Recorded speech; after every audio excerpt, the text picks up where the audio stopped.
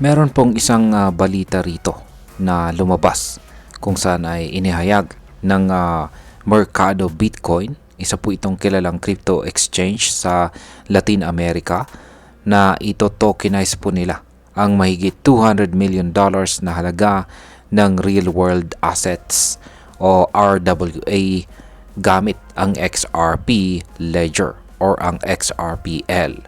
Pero ano ba ang ibig sabihin ng tokenization ng totoong assets? Bakit sa XRPL po ito gagawin? At paano po ito makakaapekto sa atin bilang mga Pinoy crypto traders at investors? Kaya, ayan, bago po tayo magpatuloy ay pakibasa na lamang po muna ang disclaimer dito sa ibaba ng ating screen.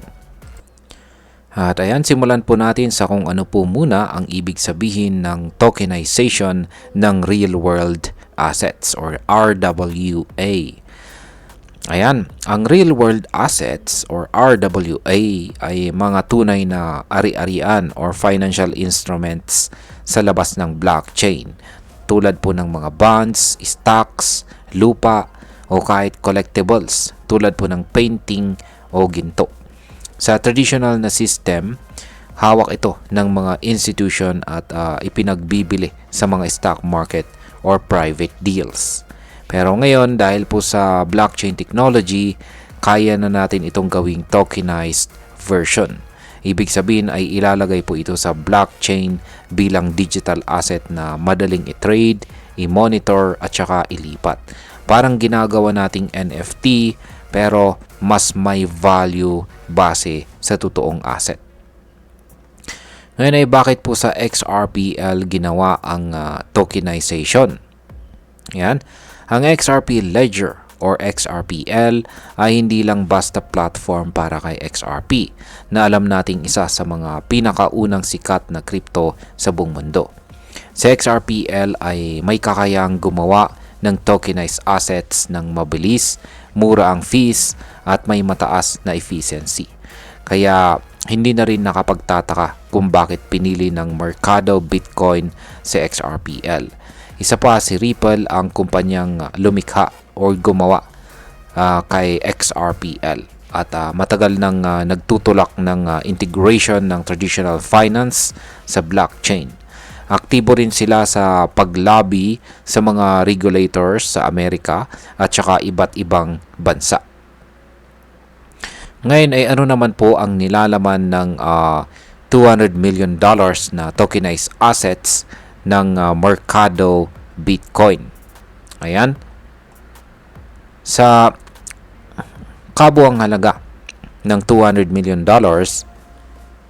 ang mga ito ay binubuo po ng mga fixed income instruments tulad po ng bonds at saka equity instruments tulad po ng stocks.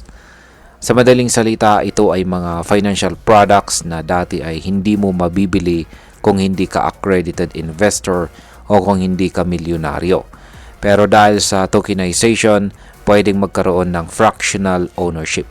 Ibig sabihin ay kahit maliit lang ang kapital mo, pwede ka na pong bumili ng piraso ng isang asset na dati ay exclusive lamang sa mayayaman o malalaking institutions.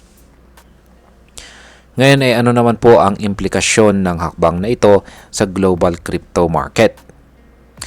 Sa likod ng hakbang na ito ay may mas malawak na galaw na nangyayari po sa buong mundo. Ayon po sa ulat ng Boston Consulting Group kasama po ang Ripple, maaring lumobo po ang tokenization RWA market sa $19 trillion pagsapit ng taong 2033. Oo, trillion. At hindi lang ito hype. Dumarami po ang kumpanyang gustong i-tokenize ang kanilang assets para mas maging liquid, accessible at saka efficient ang sistema. Halimbawa po ay si Ondo Finance, isang kilalang DeFi protocol, ay bumili po ng Oasis Pro, isang regulated trading system sa US. Gusto po nila na mas lumawak ang access sa tokenized trading gamit po ang stable coins at saka fiat.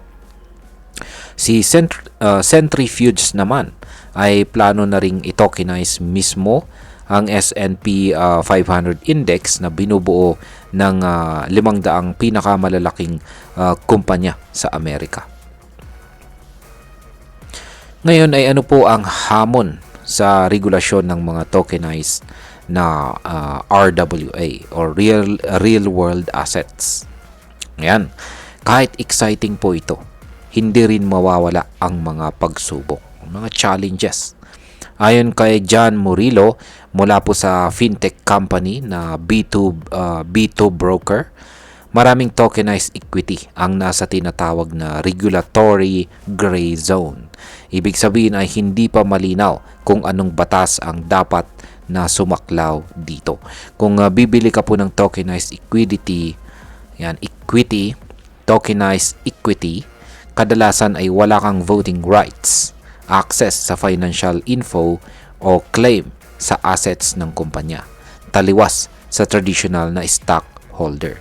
Kaya dapat maging mapanuri lalo na sa smart contract risk, legal framework at kung may cash flow ba or wala. At ayan, ngayon pag-usapan naman po natin ang posibleng epekto nito para sa atin bilang mga Pinoy crypto traders at investors. Para po sa atin dito sa Pilipinas, ito ay isang malaking pahiwatig na lumalawak na ang mainstream adoption ng blockchain technology. Kung dati ang crypto ay puro speculative lamang, ngayon dahan-dahan na po itong pinapasok ng mga traditional finance assets. At kapag naging globally successful po ito, malaki ang tsansang pati mga kumpanya rito sa Pilipinas ay sumunod na rin. Isa pa, kung darating po ang panahon na may platform sa bansa na pwedeng bumili ng tokenized real world asset or RWA kahit sa halagang 500 pesos, magiging daan ito para makasali tayo sa mga asset class na dati ay pangmayaman lamang. Mas lumalawak po ang access, mas nagkakaroon ng democratization sa finance. At bilang panghuli, ang masasabi ko naman tungkol dito ay para sa akin ang ginagawa ng Mercado Bitcoin at ang XRPL ay isang malinaw na hakbang papunta sa decentralized future ng finance. Oo, may mga hamon pa sa regulasyon. Oo, may mga risk pa rin. Pero hindi natin maikakaila na unti-unti nang nawawala ang pader sa pagitan po ng traditional at blockchain-based finance. Dapat maging mapagmasid po tayo bilang mga Pinoy crypto enthusiasts. Habang hindi pa ganap na mainstream sa bansa ang tokenized real-world assets or RWA, ito na ang tamang panahon para pag-aralan natin ito, mag-research at ihanda ang ating sarili sa susunod na yugto ng crypto evolution. At ayan, hanggang dito na lamang po tayo sa video na ito mga crypto. Marami pong salamat sa panonood. Ingat po tayo lagi at God bless po sa ating lahat.